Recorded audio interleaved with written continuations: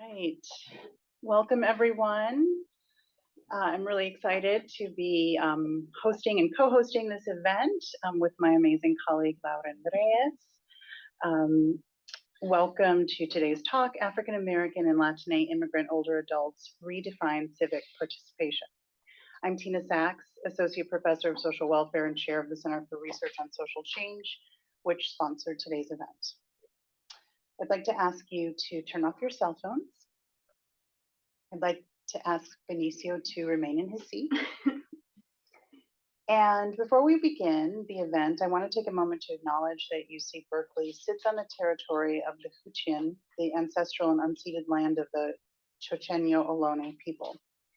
This land was and continues to be of great importance to the Ohlone people. We recognize that every member of the Berkeley community has benefited and continues to do so from the use and occupation of this land since the institution's founding in 1868. Consistent with the university values of community and diversity, we have a responsibility to acknowledge and make visible the university's relationship to Native peoples. By offering this land acknowledgement, we affirm Indigenous sovereignty and our commitment to hold the university more accountable to the needs of American Indian and Indigenous peoples. I would like to thank our co-sponsors for this event, the Center for the Advanced Study of Aging Services, the Latinx Research Center, and the Department of African American Studies. The format of today's event is that after I introduce her, Professor Reyes is going to talk about her work for about 45 minutes. Then we will have about 30 minutes for discussion. Those of you joining via Zoom can use the Q&A feature to enter your questions, and I will ask those on your behalf. It is my pleasure to introduce today's speaker, Lauren Reyes, who is my colleague in the School of Social Welfare at UC Berkeley. She is also one of our faculty affiliates here at the Center for Research on Social Change. As well, she is a scholar in the Latinx and Democracy Cluster Hire here in the cluster here at Berkeley and a member of Emancipatory Sciences Lab at UC San Francisco. She comes to Berkeley from Rutgers University, where she received her MSW and PhD in social work with an emphasis on health and aging and social work with Latina communities. Her recent empirical research has been published in The Gerontologist, Aging and Society, Research on Aging, Innovation in Aging, and the Journal of Social Distress and Homelessness. Today, she's going to tell us how she uses qualitative and visual methods with BIPOC elders to reimagine civic participation. Welcome, Professor Reyes. Thank you. Thank you, Tina. And thank you to the Center on Research and Social Change for inviting me to present here today. And thank you everyone for coming and being here with me despite the weather. I really appreciate it. My name is Lauren Reyes, and I'm an assistant professor at UC Berkeley School of Social Welfare. And today I will be presenting my paper on redefining civic participation through the lived experience and expertise of older Black and Latina older adults. Populations that have not been considered in much of gerontological civic participation literature, but whose unique experience offers us an important perspective to develop a new vision for the study and support of civic participation among an increasingly diverse population. So this study proposes an expansion of our ontological imagination of civic participation to understand how historically oppressed older adults experience and conceptualize civic participation through their own experiences.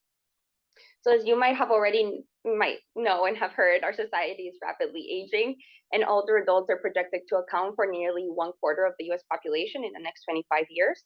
While the majority of older adults will continue to be white Americans, Latina and Black older adults are expected to be the largest ethno-racial minority groups. Projections estimate that 19% of older adults will be Latina and 13% will be Black Americans by 2050. In addition, the population of immigrant older adults is also rapidly increasing and expected to be 25% of older adults.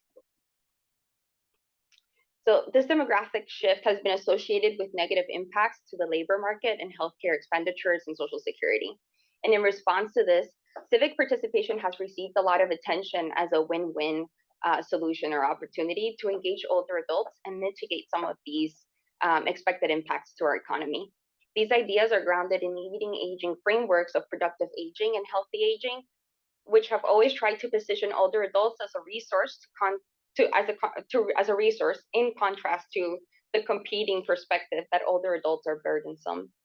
So the premise here is that civic participation among older adults is directly tied to formal volunteerism, where it can be harnessed both in the labor market, so by continuing to ask older adults to volunteer in organizations, and then also the idea is that if they do so, they improve their health and reduce healthcare costs.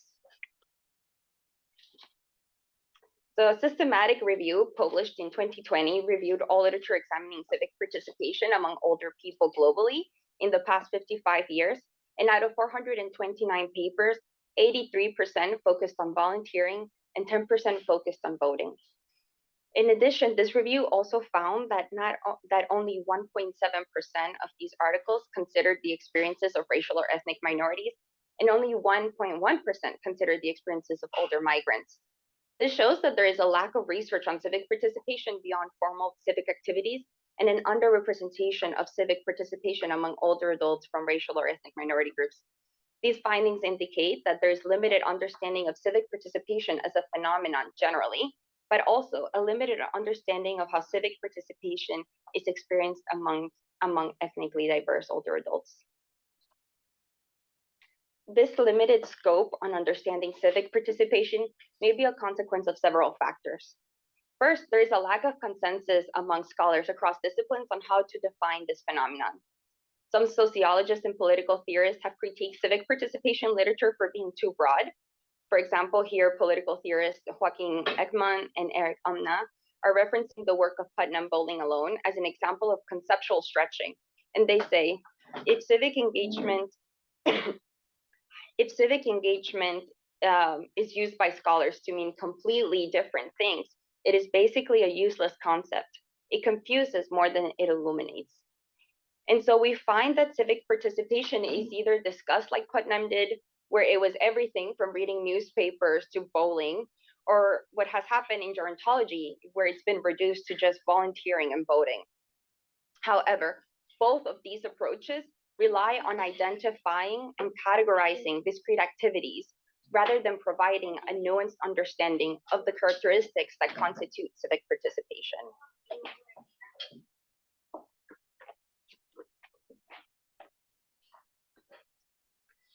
So when it is characterized, we find that when civic participation is discussed beyond just civic activities, the focus is on describing it as charitable and voluntary giving that is individually motivated. So this has positioned civic participation as an altruistic privilege that is only accessible to older adults that have free time, high level of resources, and apparently no self-interest. With this framing, it is then easy to see how much of the literature has concluded that it is individual level barriers to civic participation, such as lack of time, financial constraints, language barriers, access to transportation, as the reasons why older Black and Latino adults are not as civically involved as white older adults. But in doing so, the literature has missed an opportunity to reflect on the broader systems and structures that have given rise to what we call civic participation today. They missed the opportunity to question the consistent approach by which civic participation continues to be discussed and measured, and the perspectives that are continuously left out of that narrative. This became evident to me when I read another scoping review of gerontological definitions of civic participation. And at the end of the definition that was derived from the literature was that civic participation is, quote, unpaid, non-professional, voluntary activities aimed at seeking improvements or benefits for others, the community or society, or impacting on decision-making processes. Essentially, it arrives at the same limitations in the conceptualization of this phenomenon. That is, its focus on identifying and listing discrete, voluntary, altruistic activities that are unidirectional, focus on the benefits of others, and how could they arrive at anything else if they are only using what's been written before by the same voices that have been considered in terms of defining this concept.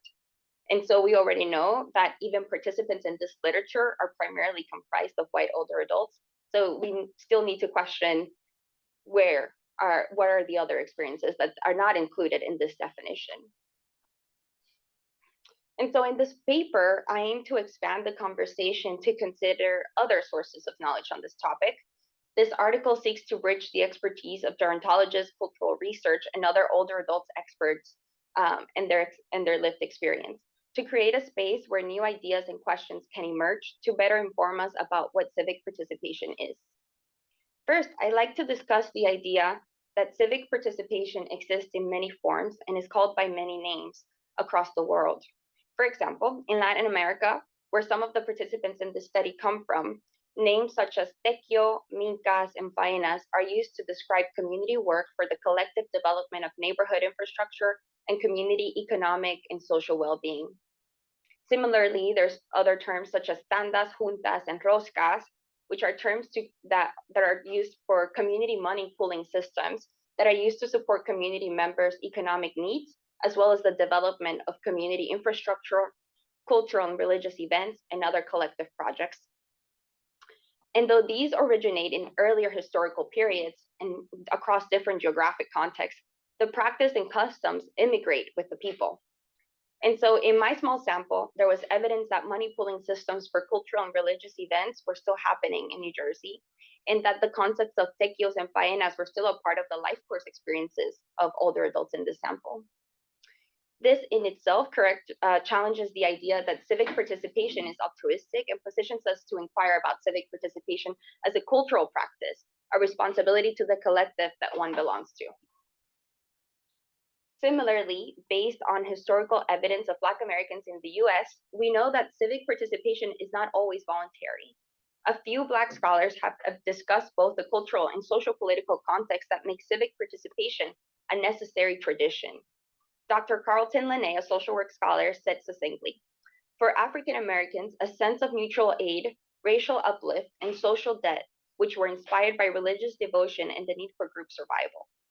In here, she is primarily referencing the African American helping tradition that is characterized by mutual aid societies that sprung up during slavery, when Black Americans were not permitted to be civically involved. And yet, there's no question that they participated and contributed to the well being of the community, not because of altruism and not because they were volunteering, but as an act of mutual care and resistance to the oppressive conditions. Through this perspective, we would then need to consider that civic participation is sometimes a consequence of a need for survival and a struggle for liberation in the context of oppression, violence, and exclusion. This challenges the idea that it is only those who are well-resourced and in positions of privilege that can participate civically. Ironically, the emergence of the term and the current focus of civic participation as voting and volunteering in the US came about through the exclusion and oppression of the very people, Black, Indigenous, and people of color, whose culture and philosophies are grounded in collectivism and mutual aid. And so this study is part of an ongoing project examining civic participation among historically marginalized older adults to develop a new theoretical framework of this phenomenon. Our Way of Life is a phenomenological research project that began in 2020 in New Jersey and New York and has now expanded to California. The project sets out to deepen our understanding of the experiences of civic participation among older adults across the life course. Participants in this study are asked to participate in 2 interviews. One first asked about their experiences contributing to the community in the past 12 months, and the other is an oral history interview of participation since childhood till now. Almost all participants have migrated within the US or internationally. So some of their stories are rooted in Latin America, others in other US states like Chicago, Alabama, and Kansas. Participants could review and edit their stories before they are analyzed, and public archival documents were used to clarify names of public figures, quotes, and situate participant stories under developmental life stages and historical periods. So you can learn more about this project and read participant stories on the website ourwayoflifearchive.com.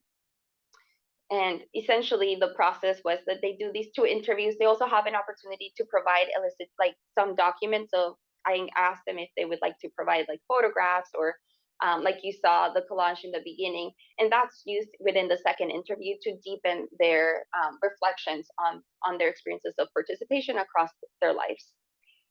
Not all participants do the elicitation exercise, but if they do, then that's also on the website. And after I collect their stories, I organized them in chronological order. I send them back to the participants to review, and that's when they have the chance to edit them. And then they send it back to me. And then I ask them separately if they give me consent to post their stories online. And so if they say yes, then their stories are posted on the website.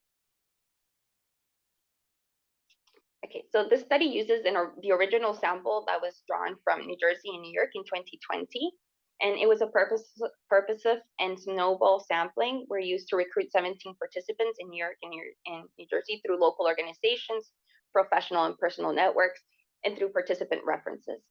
So I broadly define civic participation as community contribution in my recruitment material. So this is the original flyer that I used, but this was sent out through emails because this study was conducted at the onset of the pandemic.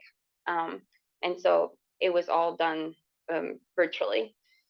And I used community contribution since civic participation might be a foreign term or limiting in how people define it. So I wanted to open it up as broad as possible.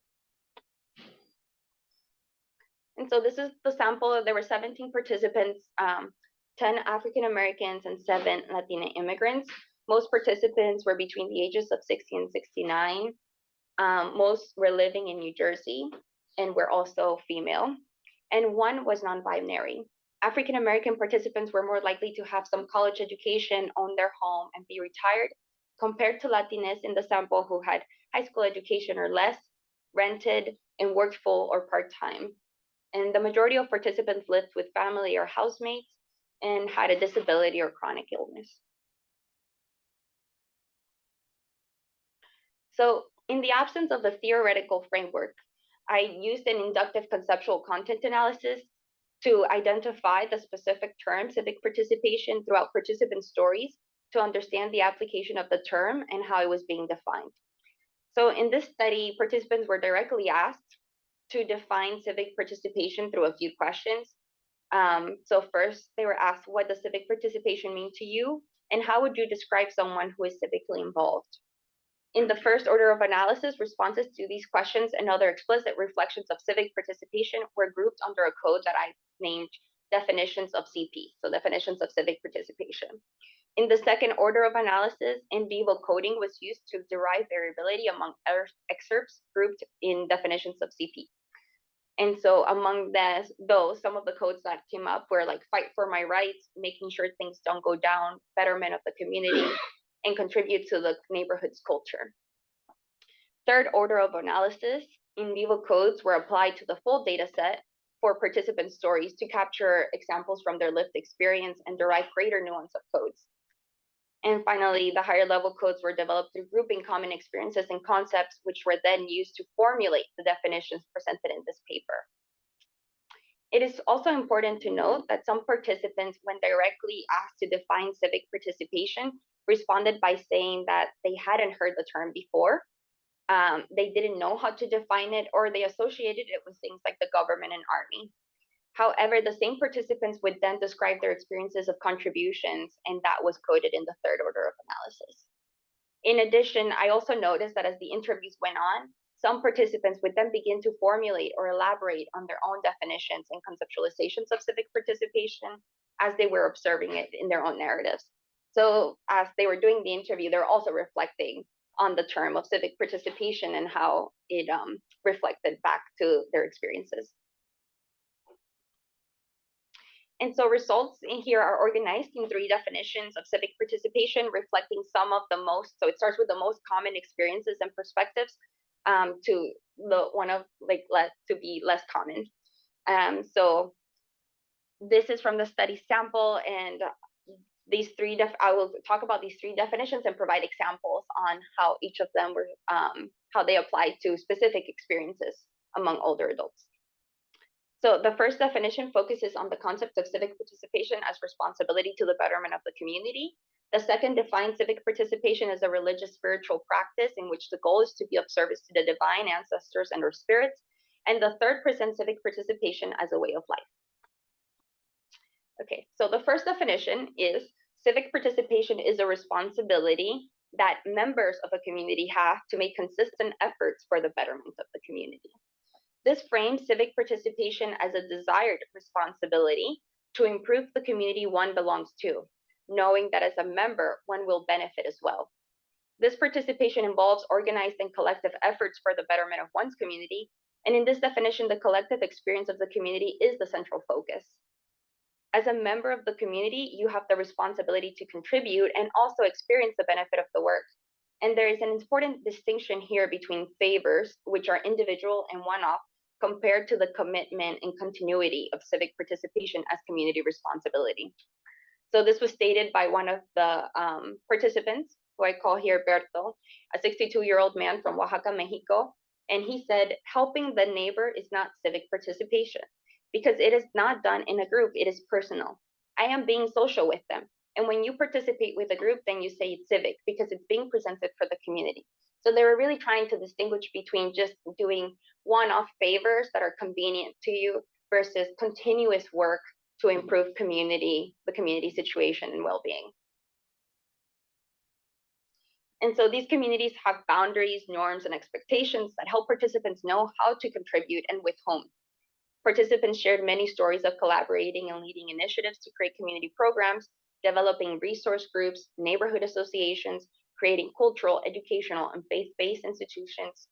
And one participant in particular, Wilma, an 86-year-old woman from New York City, reflected on this concept by stating, civic participation is about taking responsibility and acting to improve and better the life situation of people that you identify as your community.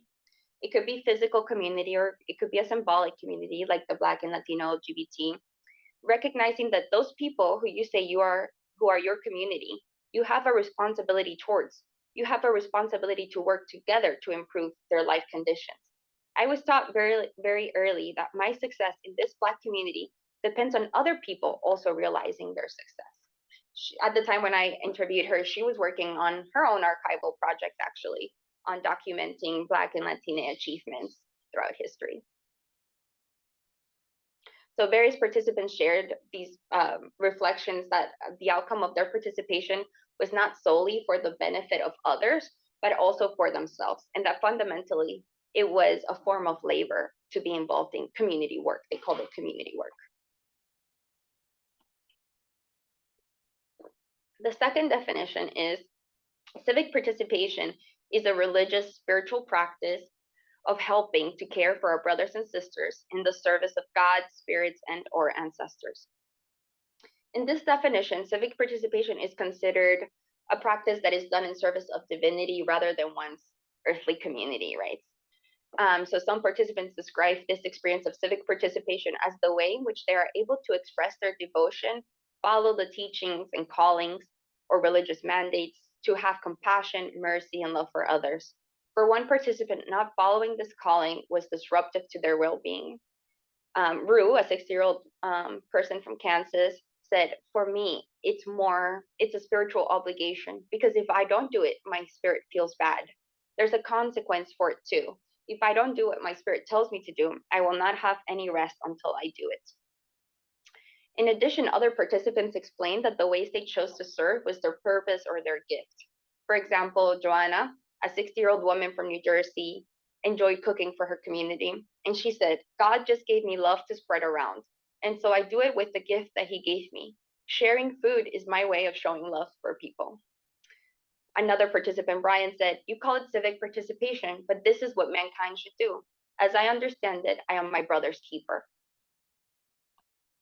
And so participants described their experience of civic participation as gifts and blessings from the divine to share with others, and their participation felt like a mandate from the divine or a path towards spiritual fulfillment. For example, Nando, a 72-year-old man from El Salvador, shared that their civic participation reflects their devotion to their religious figure and it's a practice of their religious teachings. They said, one does it without expecting anything in return because it is the duty of a Christian to exercise faith through charitable works. We do it as a reflection of Jesus Christ, our Lord, who did this. It doesn't bother me at all when I arrive home late or far away from my brothers. I do it with love to help. The help I am doing is not for people. It is to put into practice what the Lord told us, which is let us give food to the hungry and clothing to the naked. Believing in him to be useful to God is to be useful to my neighbor. And so we can see very clearly here, and as well as other participants express, that their motivation arose from what they felt was a spiritual mandate. In this last definition, civic participation is defined as a way of life that has been instilled in the DNA of our communities across generations. This positions civic participation as a way of life guided by a set of values derived from culture or ancestral legacies that inform the person's disposition to contribute. Participants in this study specifically spoke of reciprocity, solidarity, compassion, and humanity.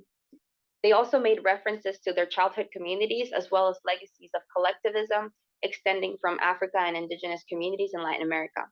One participant from Puerto Rico described her childhood community as a very tight community. She said, "My aunt will cook and start calling everybody from the balcony. Come and eat. I grew up with that kind of environment. To be giving and to help other people is in us. It's in our DNA." While Lorena describes civic participation as a genetic disposition towards helping, it's really demonstrating cultural values of collectivism and mutual care.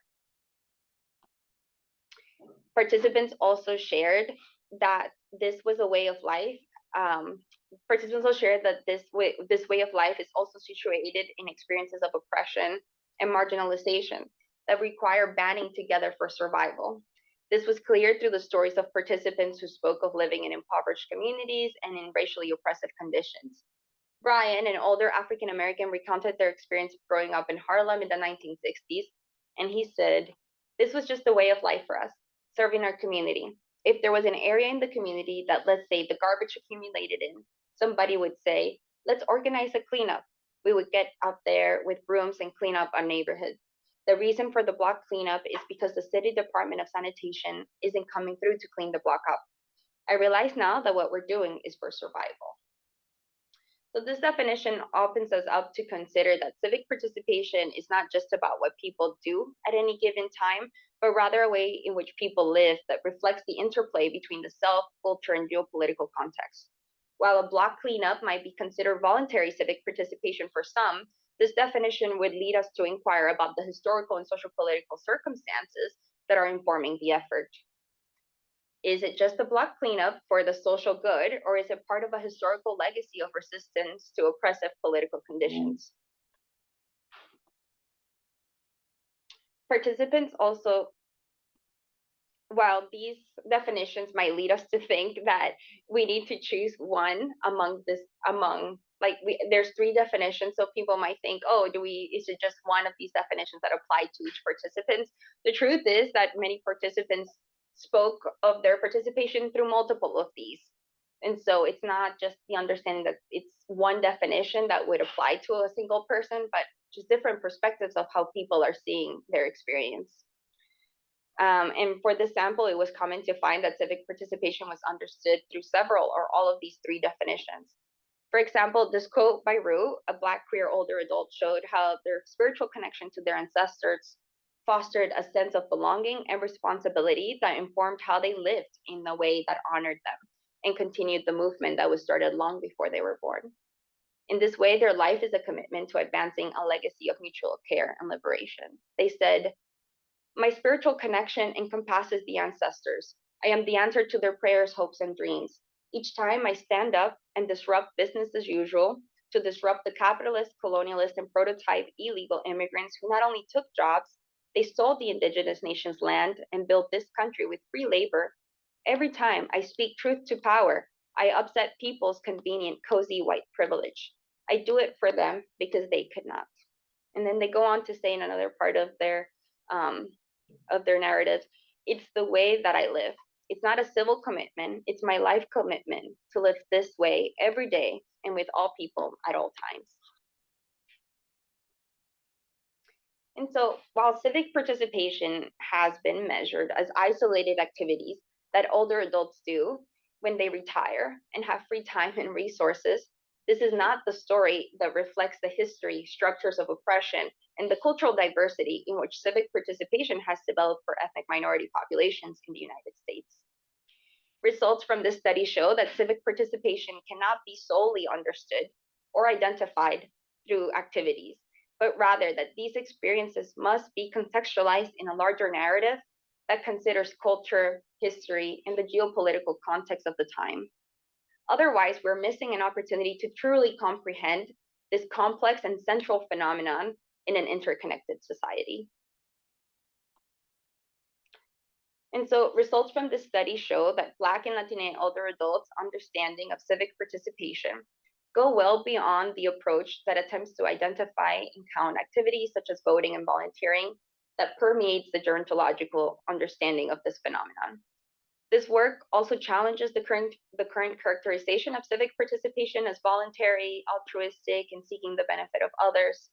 Instead, the three perspectives that emerge from this study show that the relational aspect of civic participation is central to how participants conceptualize this phenomenon. Their understanding of civic participation was contingent on who they were in relationship with, which informed who they felt accountable to, whether that was their community, their divinity, ancestors, or self. Relational accountability has been discussed as part of an Indigenous axiology, where individuals understand their role in relation to a greater context.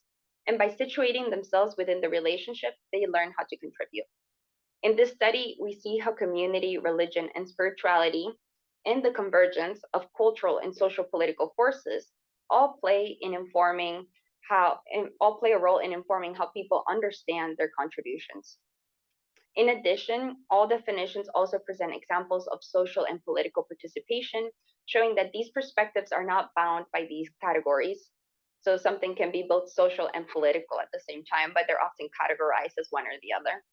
However, the thread that cuts through all of them is the spirit of collectivity, a sense of being part of something greater than oneself, in struggle and in celebration. These definitions offer us a new perspective by which we can conceptualize, measure, and support civic participation in later life among diverse older adults, while addressing historical inequalities and systemic oppression that shape civic participation.